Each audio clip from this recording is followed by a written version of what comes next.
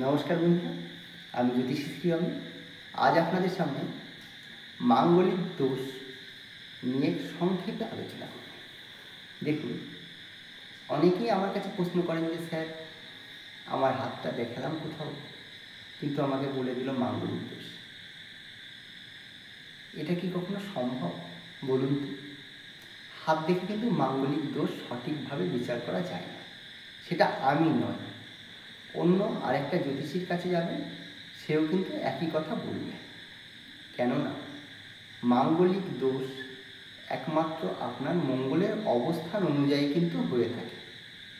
তাই আপনার জন্মছকে আগে দেখে নিন আপনার মঙ্গল কোথায় অবস্থান করছে। লগ্ন সাপেক্ষে আপনার মঙ্গলের অবস্থানটা কোথায় আছে। লগ্ন সাপেক্ষে যদি মঙ্গল আপনার জন্মছকে লগ্নে, লগ্নের চতুর্থে, লগ্নের সপ্তমী, লগ্নের অষ্টমী এবং লগ্নের দ্বাদশে যদি মঙ্গল অবস্থান করে, তাহলে বুঝবেন আপনার জন্মছকে মাঙ্গলিক আছে। তবেই কিন্তু আপনি শিওর হবেন যে আপনার মাঙ্গলিক আছে কি না। অনেকেই কিন্তু বিবাহের আগে মাঙ্গলিক আছে কি না সেটা জানবার জন্য জ্যোতিষীর কাছে কিন্তু এসে থাকে।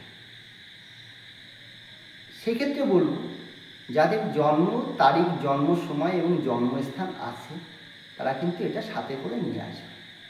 যদি না নিয়ে আসেন তাহলে কিন্তু হাত দেখে কখনো সঠিক বলা যাবে না যে আপনার মাঙ্গলিক দোষ আছে। হাত দেখে একটা আনুমানিক একটা আইডিয়া করে বলা হয়, সেটা কখনো ঠিক হতে পারে, কখনো ভুল হতে পারে। কেননা আপনার জীবনে বিবাহ একটা বড় বন্ধন, সেই বন্ধনে যখন আবদ্ধ হবেন তখন এরকম আন্দাজে মাঙ্গলিক আছে কিনা দেখে আর একজনের জীবনটাকে নষ্ট করবেন না।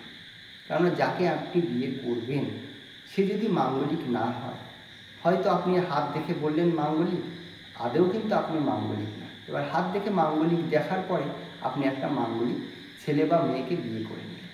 সেক্ষেত্রে কী হবে, যদি সে মাঙ্গলিক হয়ে থাকে আর আপনিও যদি মাঙ্গলিক হয়ে থাকে তাহলে তো খুবই ভালো। আর যদি না হয়ে থাকে তাহলে কিন্তু আপনাদের জীবনে কিন্তু বড় সমস্যা নেমে আসতে পারে। তাই সেক্ষেত্রে বলব, আন্দাজে কোনো সিদ্ধান্ত নেবেন না। সঠিক সিদ্ধান্ত যদি নিতে পারেন তবে আপনি সঠিক জায়গায় পৌঁছাতে পারবেন। সঠিক সিদ্ধান্ত না নিয়ে কিন্তু এই ধরনের হাত দেখিয়ে আপনি মাঙ্গলিক আছেন বলে আরেকজনের সঠিক জানে, তার জন্ম তারিখ, জন্ম সময় দিয়ে বিচার করে দেখেছে সে মাঙ্গলিক, আর আপনি হাত দেখিয়ে দেখেছেন মাঙ্গলিক, সেটা কিন্তু কখনোই করবেন না। আপনার হাত দেখিয়ে মাঙ্গলিকটা কিন্তু সঠিক নাও হতে পারে।